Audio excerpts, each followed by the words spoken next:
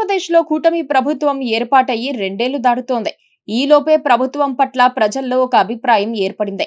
పాలనపై కొందరికి మోదం, కొందరికి ఖేదం అన్నట్లుగా పరిస్థితులు ఉన్నాయి.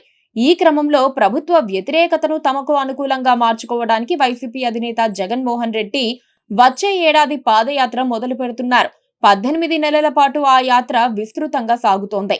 అయితే ప్రభుత్వం చేపట్టిన పనులు, పథకాలను విస్తృతంగా జనంలోకి తీసుకెళ్లడంలో విఫలమయ్యామన్న వాస్తవం ఇప్పుడిప్పుడే కూటమి నేతలకు అర్థమవుతోంది. దాంతో జగన్ రెడ్డికి ఎలాంటి అవకాశం ఇవ్వకుండా కౌంటర్ గా ముందే జనంలోకి వెళ్లాలని కూటమి నేతలు నిర్ణయించుకున్నారు. డిప్యూటీ సీఎం అయిన జనసేనాని పవన్ త్వరలో బస్సు యాత్రకు ప్లాన్ చేస్తున్నారని సమాచారం. తొలుత పరిమిత స్థాయిలోనూ తర్వాత విస్తృత స్థాయిలోనూ ఈ యాత్ర ఉంటుందని జనసేన వర్గాల నుంచి విశ్వసనీయ సమాచారం అందుతోంది. దీనిపై సీఎం చంద్రబాబుతో మాట్లాడి ఆయన వైపు నుంచి కూడా గ్రీన్ సిగ్నల్ తీసుకున్నట్లుగా చెబుతున్నారు.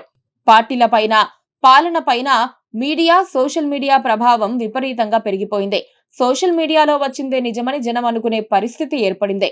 ప్రభుత్వం ఒకటి చెబితే సోషల్ మీడియా వేదికగా విపక్షం దాన్ని విపరీతంగా ట్రోలింగ్ చేయటం రోజువారీ చర్యగా మారింది.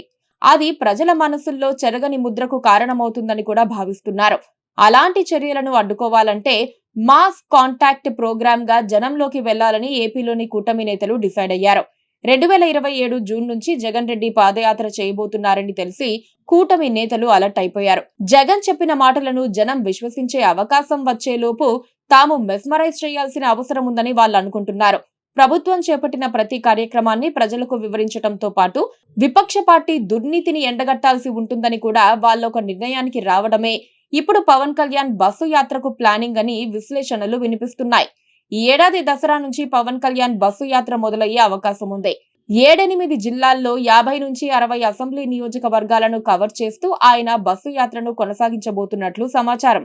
ముఖ్యమంత్రి చంద్రబాబు, మంత్రి నారా లోకేష్ తో చర్చించిన తర్వాతే బస్సు యాత్రకు ప్లాన్ చేసినట్లుగా చెబుతున్నారు. టీడీపీ క్యాడర్ మద్దతు లేకుండా యాత్ర సక్సెస్ కావటం కష్టమని గ్రహించి వారి సంపూర్ణ మద్దతు కోసం పవన్ ప్రయత్నించటంతో అందుకు సానుకూల స్పందన వచ్చింది.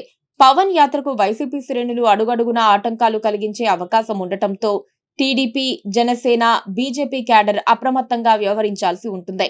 పవన్ బస్సు యాత్ర 4 నుంచి 6 నెలల పాటు కొనసాగిన పక్షంలో దాని తర్వాత మంత్రి నారా లోకేష్ పాదయాత్ర లేదా బస్సు యాత్ర ప్రారంభించాలన్న ఆలోచన కూడా ఉన్నట్లు తెలుస్తోంది. జగన్ రెడ్డి పాదయాత్ర మొదలయ్యే లోపే పవన్ బస్సు యాత్ర పూర్తయి నారా లోకేష్ యాత్ర ప్రారంభం కావాలన్నది సీఎం చంద్రబాబు ప్లానింగ్ లో భాగంగా ఉందని చెబుతున్నారు. అప్పుడు విపక్ష వైసీపీని ఉక్కిరిబిక్కిరి చేసే అవకాశం ఉంటుందని ఎదురు చూస్తున్నారు. చూడాలి అన్ని సవ్యంగా జరుగుతాయో లేదో.